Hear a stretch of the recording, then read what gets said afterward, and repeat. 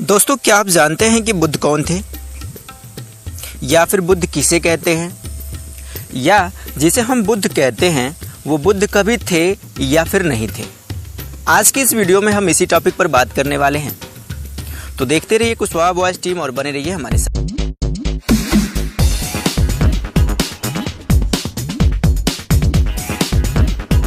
कहने के लिए तो बुद्ध मत वाले सिद्धार्थ गौतम को बुद्ध कहते हैं, वहीं जैन धर्म वाले महावीर स्वामी और उनके शिष्य गणधर गौतम को बुद्ध कहते हैं। इस संबंध में कुछ प्रमाण है जो मैं आपको स्क्रीन पे दे रहा हूं, आप देख लीजिए। बुद्ध मत के बुद्ध का नाम पाली साहित्य में गौतम है, लेकिन जैन धर्म के आदि पुराण में आया है ये श्लोक जो आप अभी स्क्रीन पे देख रहे हैं। इस श्लोक में स्पष्ट किया गया है कि महावीर स्वामी जो हैं वो 16वें स्वर्ग से अवतरित हुए, इसलिए उन्हें गौतम कहते हैं। और गौतम की वाणी सुनने से आपका नाम भी गौतम है, अर्थात गौतम की वाणी सुनने वाला भी गौतम और स्वयं गौतम भी गौतम। बड़ा ही संदेहास्पद विषय ये है कि आखिर फिर ये गौतम है कौन। गौतम की वाणी भी सुनने वाला गौतम है, और जो गौतम की व्याख्या कर रहा है, जो गौतम की बात कर रहा है वो भी गौतम है, और जो सुन रहा है वो भी गौतम है, यानी कि सब कोई गौतम ही है। तो यहाँ पे एक चीज स्पष्ट होती है कि ये जो गौतम है, ये गौतम कोई व्यक्ति विशेष के संदर्भ में प्रयुक्त नहीं हुआ। ये जो गौतम है ये एक उपाधि नाम है। इसके बाद आदि पुराण में ही एक और श्लोक आया है, वो भी मैं आपको स्क्रीन पे दे रहा हूँ, यहाँ भी देख लीजिए। इसमें स्पष्ट किया गया है, और ये श्लोक क्या कहता है इसको ध्यान से समझिए। हे देव, आपने 4 निर्मल ज्ञानों यानी कि 4 आर्य सत्य के द्वारा संसार को जान लिया है, तथा आप बुद्धि के पार को प्राप्त हो गए हैं, इसलिए संसार आपको बुद्ध कहता है। अतः इन दोनों प्रमाणों से स्पष्ट होता है कि महावीर भी गौतम हैं, और गणधर भी गौतम हैं, और सिद्धार्थ भी गौतम है, और यह तीनों ही बुद्ध हैं। अब यहाँ असमंजस की स्थिति ये बनती है कि गौतम जो नाम है वो भी व्यक्ति विशेष नहीं है, वो उपाधि नाम है, विशेषण मान सकते हैं उसको। बुद्ध भी है, वो भी व्यक्ति विशेष नहीं है, वो भी उपाधि नाम है, विशेषण मान सकते हैं उसको। तो यहाँ पे ये जो बुद्ध है वो इन तीनों लोगों के साथ प्रयुक्त हुआ है, यानी कि महावीर स्वामी भी बुद्ध है, बुद्धत्व को प्राप्त हो गए। उनके जो शिष्य गणधर हैं वो भी बुद्ध होने का दावा करते हैं, और साथ ही साथ पाली साहित्य के जो सिद्धार्थ हैं, जिनको नवबौद्ध लोग आज बुद्ध कहते हैं, वो भी अपने आप को बुद्ध कहते हैं, उनको भी बुद्ध होना माना जाता है। यहाँ पे एक चीज़ एकदम स्पष्ट है कि ये जो बुद्ध है वो भी विशेषण है, व्यक्ति विशेष नहीं है। लेकिन असली बुद्ध कौन है, सवाल यही खड़ा है। सवाल यही है कि आखिर इन तीनों में असली बुद्ध कौन है।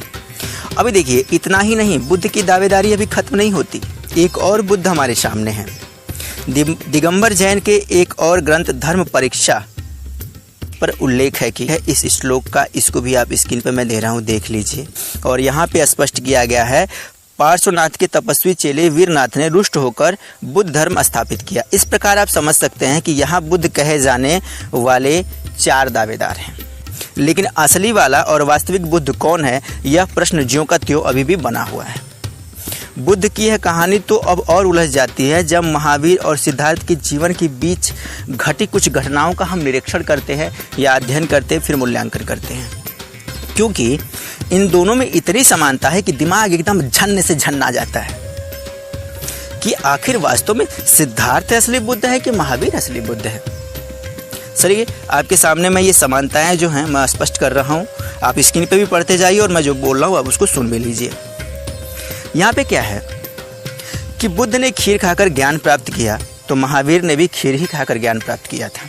सिद्धार्थ भी बिंबिसार के बाग में ठहरे थे, और महावीर भी बिंबिसार के बाग में ठहरे थे। महावीर जी का भी जो शिष्य था, यानी कि जो प्रिय शिष्य था, वो अग्निहोत्र ब्राह्मण था, और बुद्ध का भी जो प्रिय शिष्य था वो भी अग्निहोत्र ब्राह्मण था। महावीर को सांप ने काटा तो दूध निकला, साथ ही सिद्धार्थ को भी सांप ने काटा तो दूध ही निकला।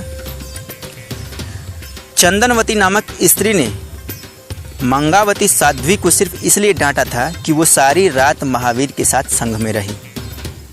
वही ललित विस्तार के अनुसार चंदनवती स्त्री को मंगावती ने सिर्फ इसलिए डांटा था कि वो सारी रात सिद्धार्थ के साथ संग में रही। यहाँ पे जो संयोग है, जो घटनाएं हैं, वो महावीर के साथ भी वही है और सिद्धार्थ गौतम के साथ भी वही है। अब इसे संयोग तो नहीं कह सकते ना। सिद्धार्थ और महावीर के बीच इस समानता से यह स्पष्ट है कि दोनों ही मतों में से किसी एक मत वाले ने दूसरे मत का कॉन्सेप्ट चोरी किया है या नकल मारा है और अपना लेवल चिपका के मार्केट में खूब प्रचार प्रसार करवाया है। साथ ही इन समानताओं से एक बात तो स्पष्ट है कि महावीर भी बुद्ध सिद्ध होते हैं। तो सवाल ये बनता है कि महावीर, गौतम, गणधर, वीरनाथ, सिद्धार्थ में से असली बुद्ध है कौन? सवाल अभी भी ज्यों का त्यों बना हुआ है। उपरोक्त तथ्यों से लगता है कि बुद्ध एक अवास्तविक कैरेक्टर है। अलग अलग श्रमणों ने अपनी अपनी रुचि के हिसाब से अलग अलग काल्पनिक कहानियों के आधार पर अपने अपने बुद्ध को जन्म दिया है। इसी कारण एक जैसी कहानी दोनों में मिली, मतलब किसी ने किसी एक की तो नकल जरूर मारी है, कॉन्सेप्ट जरूर चुराया है। और वैसे भी पार्श्वनाथ का काल जो है सिद्धार्थ से पहले का है और जैन ग्रंथ के अनुसार वीरनाथ ही बुद्ध था जो सिद्धार्थ से पहले का है। तो क्या सिद्धार्थ को बुद्ध का लेवल चिपकाने वाले श्रमणों ने सांख्य, चार्वाक दर्शन के अलावा जैन मुनियों की भी कॉन्सेप्ट और मान्यताएं चुरा ली थी? और जो बुद्ध शब्द जैनियों का था वह टाइटल भी चुरा लिया हो, क्योंकि सिद्धार्थ के एक गुरु जो थे उनका नाम था उदक रामपुत्र, जो कि जैन थे। तो क्या समझे, कुछ तो झोल है ना भाइयों, यहाँ पे बहुत बड़ा झोल है। अतः उपरोक्त तथ्यों और प्रमाणों से तो यही लगता है कि बुद्ध के होने की विश्वसनीयता में कहीं न कहीं खोट जरूर है। इस बात का एक और आधार है कि बुद्ध की शिक्षाओं और वास्तविकता में कोई सामंजस्य नहीं दिखता। अगर बुद्ध नाम का कोई पात्र होता तो सबसे पहले उसकी दावेदारी के लिए कोई एक निश्चित व्यक्ति जरूर होता, लेकिन यहाँ पर तो चार चार दावेदार हैं। दूसरा, बुद्ध के कॉन्सेप्ट में यह बात प्रमुखता से है कि बुद्ध मत मूर्ति पूजा का विरोधी है, मूर्ति पूजा के प्रति आस्था का विरोधी है। किंतु यहाँ उल्टे बुद्ध की हजारों हजार मूर्तियाँ आपको मिल जाती हैं खुदाई। बुद्ध की जो मूर्तियाँ हैं ना वो भी काल्पनिक है। जिन मूर्तियों को बुद्ध का कहा जाता है वो मूर्तियाँ भी काल्पनिक हैं। कहीं आपने देखा है किसी को बड़े बड़े कान का कोई व्यक्ति आपने देखा है क्या? अन्नास जैसे बाल वाला कोई व्यक्ति आपने देखा है क्या भारतीय परिवेश में आज तक? वैसे भी बुद्ध के मूल विचार क्या थे यह अब तक कोई इतिहासकार नहीं बता सका और ना ही हम बता सकते हैं।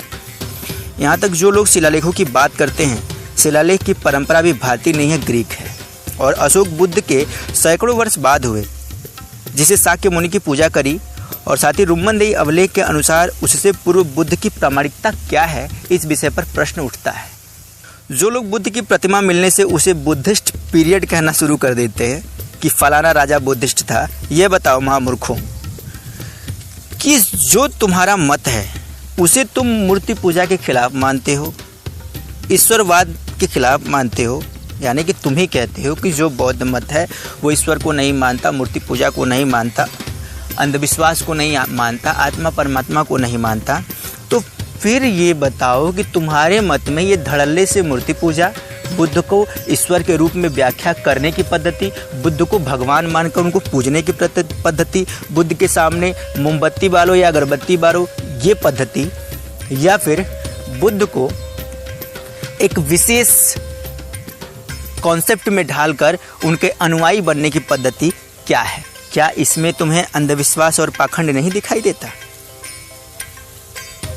अगर बौद्ध मत के विभिन्न आयामों की बात करें, बुद्ध मत की विभिन्न शाखाओं की बात करें, तो बुद्ध मत का महायान शाखा तो कंप्लीटली पौराणिक ब्राह्मणों की तरह ही बुद्ध को ईश्वर मानता है, आत्मा, पुनर्जन्म, मूर्ति पूजा में विश्वास करता है। यहाँ तक कि अशोक भी मूर्ति पूजक थे।